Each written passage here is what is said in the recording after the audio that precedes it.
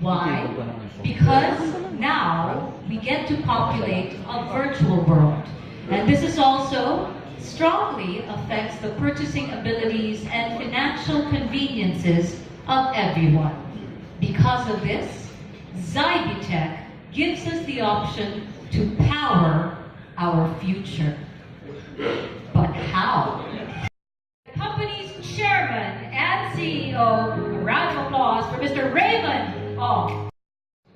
And members of the press, thank you all for gracing this special event with your presence. It is an honor to have all of you here with us. Today, we are celebrating a milestone as we, Zybitech, contribute in bridging the gap between financial technology and the common Filipino people. Our company envisions to create a thriving financial servicing ecosystem for the unbanked and underbanked communities. We are leveraging on the innovations brought by the new technologies in the telco industry. Before I start about fintech industry and the banking trend, I would like to inform you that I'm one of the founders of Sybi. And a year ago, we were just sitting in some restaurants and talking about what do we want to do for Philippines. And one of the things that's close to my heart is financial inclusion. And for so many years, we've been talking about financial inclusion.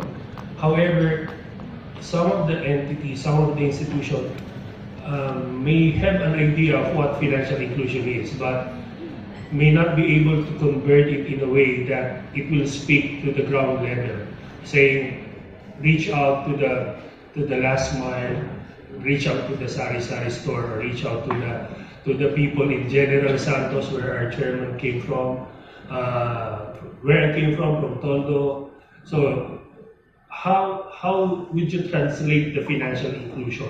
So we have thought of a lot of things on how to provide. One of which is that we need to ensure that we will be able to leverage technology. We will be able to leverage fintech.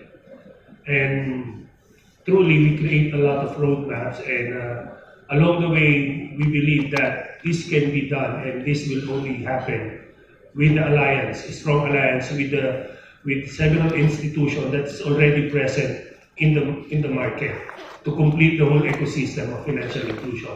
Currently, right now, we have about 70% of our population that have not seen the banks or maybe underbanked. So how are we going to reach out to those people? And the first issue is that there's a lot of things that been introduced to them, like payments. We have a lot of payment systems, we have a lot of payment gateways. But the first thing that was not addressed by this thing is that where are they going to get the money to use the payment? So I think we incorporate inside the how can we help them have a new channel or new revenue stream so that they'll be able to leverage the payment system or the financial technology or system that we're putting up. So those are the things that's in our mind. So basically, we thought of this because of our background. I myself have about 30 years banking background, and I am privileged enough to be part of the scene when we started the banking, like the first ATM. We have BPI put up their first ATM way back the 1980s. I myself was part of the team putting up the modem so that the ATM will work. I was part of Security Bank when I was with Security Bank during the 80s. The first to connect, I think the first 5 banks to connect with BankNet. This is to enjoy interconnectivity. So we have a lot of things that we were able, and I think I'm privileged to be part of.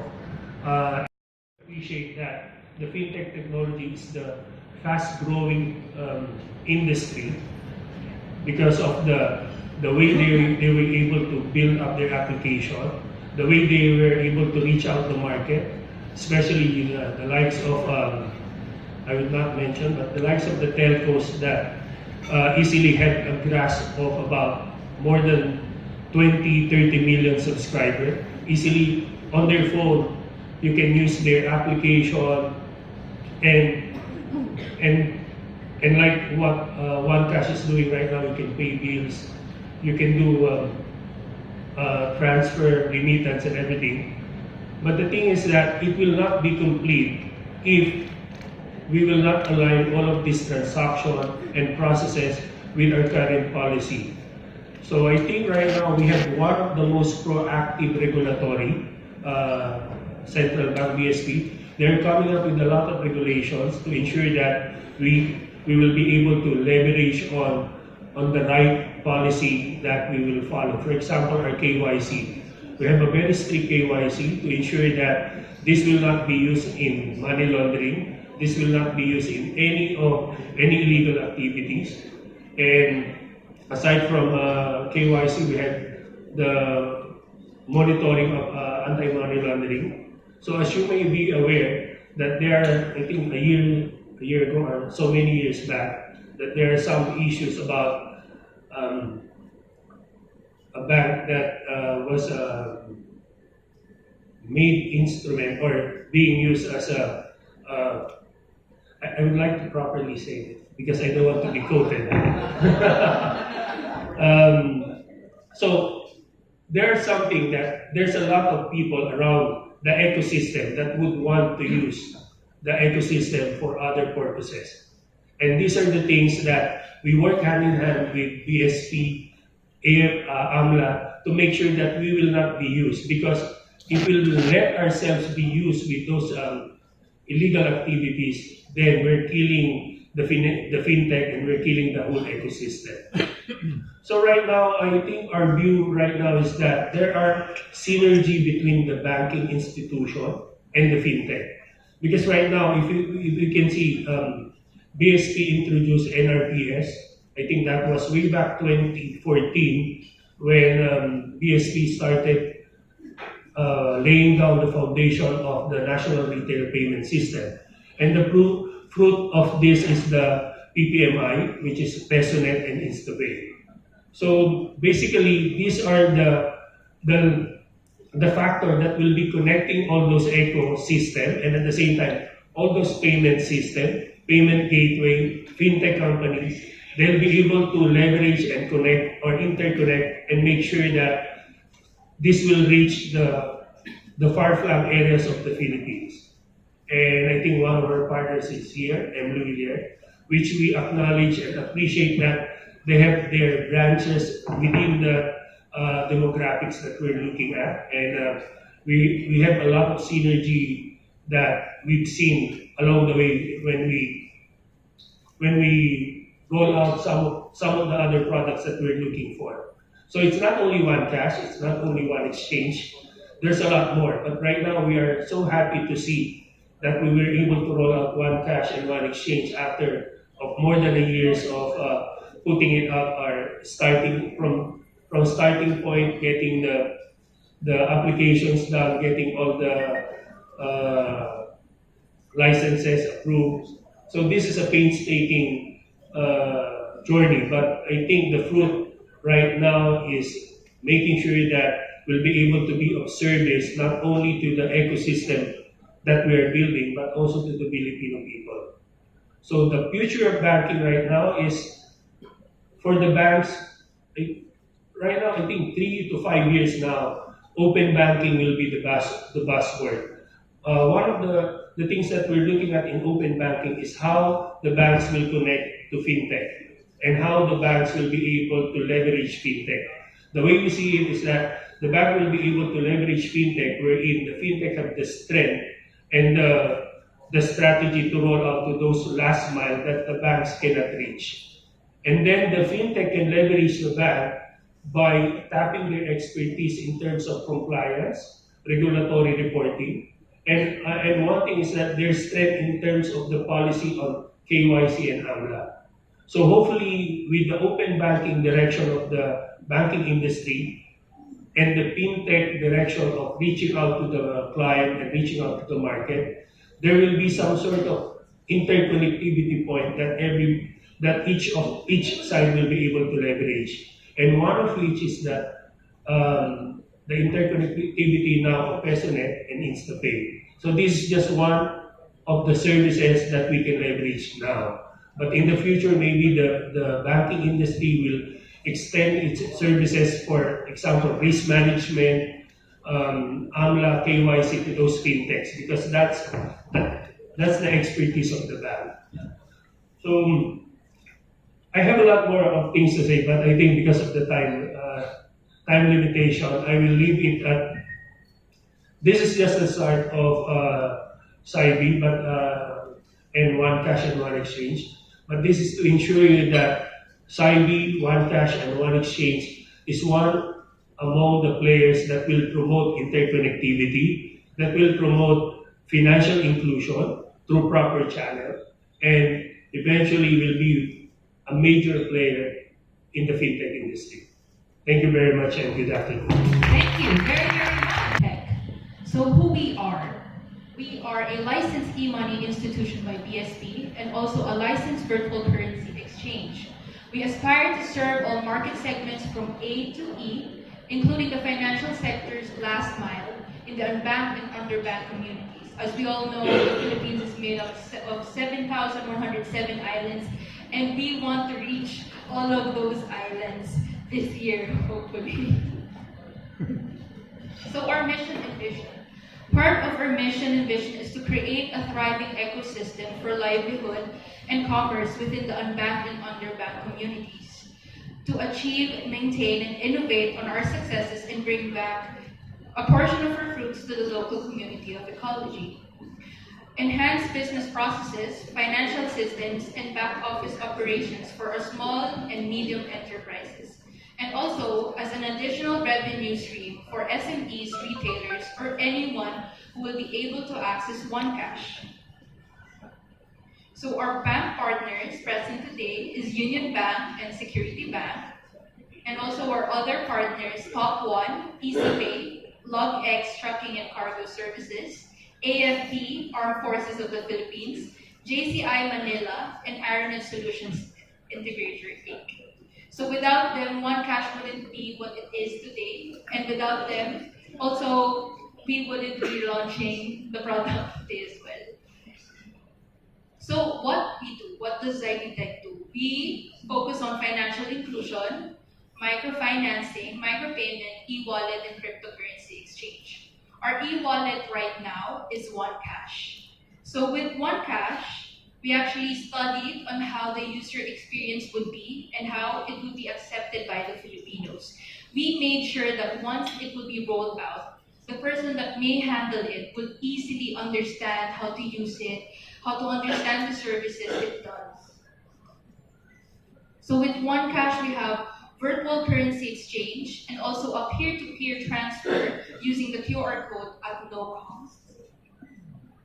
So the Juancash services that we have is mobile top-up, wherein you reload the prepaid, electricity, utility bills, and also the fund transfer. So with this Juancash market is our OFWs, our soldiers, our citizens, technically everyone in the market segment from A to B. We want to make sure that everyone gets included. So our overseas Filipino workers are estimated 2.3 million. And with that, the way that they transfer money to the Philippines is using the banks and also the pawn shops. So we wanted to add an alternative for them, which is Juancash, to make sure that they have convenience at their hands. Also, for our soldiers, the 550,000 active soldiers situated around the country, we want and offer them Juancash, so as an added income for them, and also for them to remit the money that they want to send to their loved ones. And also for every citizen, for every Filipino, I believe that Juancash will be able to help all of the Filipinos. So, going to the Filipinos in technology, we always ask, is the Philippines prepared for the upcoming change? Because EMI institutions are sprouting very fast, and also the banks, they're becoming more innovative in how they will reach all the Filipinos. With this one, I believe Tech will be part and will be building that pathway so that all Filipinos will be ready for it. If with the financial inclusion, not only do we want to include everyone around the Philippines, we also want to include all age brackets. Like a story of Juana. Juana, let's say Juana is 18 years old. An 18-year-old child in the Philippines, sometimes they don't have their own bank account. They tend to get their bank account once they get to the workforce. So with this one, we want to empower them. We want to say na, Juana, kaya mo na kumuha. You will just need an ID, a signature, and that's it. Don't be afraid to open your own bank account or open a GCash Paymaya or Cash account because we know that you can do it. So also blockchain introduction to the government and fintech growth in the country is a very big thing. By 2020, I assume that even our transportation, everything will be cashless. So Cash will be a big gateway or a big enabler for all institutions in the country. So opportunities. We will have a shared OFW remittances. We will be a good enabler. We will bring convenience. Also, we will increase the spending power of the tourists coming into the Philippines. With Cash app, our KYC is very easy. As you see, you had a registration upon getting into the event place. And for within 1 minute, you were already a tier 2 silver user, which is the face-to-face verification. Now, people ask me, what if you don't have an ID? Well, the thing is, we have a sample. Like, let's say if you're a farmer, you don't have a birth cert, you don't have a passport, you don't have a Philippos ID or driver's license. What you have right now may be a Comelec ID or a cedula, the one that you used to pay. That cedula has your full name, has your signature. Now, once you want to apply in a tier level 2, you can do the face-to-face video call. Now, with our team, we can see your face. You can show us your biometrics with that call, and you can show us the cedula. And with that, you would be verified. So our KYC is flexible for all those Filipinos who want to open a Cash account. Also, it will serve as the gateway for other banks and EMI companies in money transfer and loading of wallet. It can be used as a business or added income. Like for example, when I introduced the application during our pre-launch to our audience, I told them that you can use the app right away and maybe you can do mobile top up and just charge 2 pesos on top. You can do bills payment and charge 50 pesos. So they were shocked because, oh, I can do that. I can start a business in the comfort of my home with no puhunan. And with that, we are enabling all the people to use it. So with widespread financial literacy movement, Cash also wants to enable and give a part of our knowledge to all the Filipinos. With this, I say a good job to our marketing people because they were able to create blogs on why e-wallet is important and why organizing your finances can really help you in the future. So for our 2019 BCE product, we have One Exchange. And currently, we offer the top 5 coins. We have Ethereum, Bitcoin, Tether, Litecoin, and Bitcoin Cash. Now, with Cash, I actually want to show you a clip of a testimonial of a user of a Cash app. So I hope you get to watch this.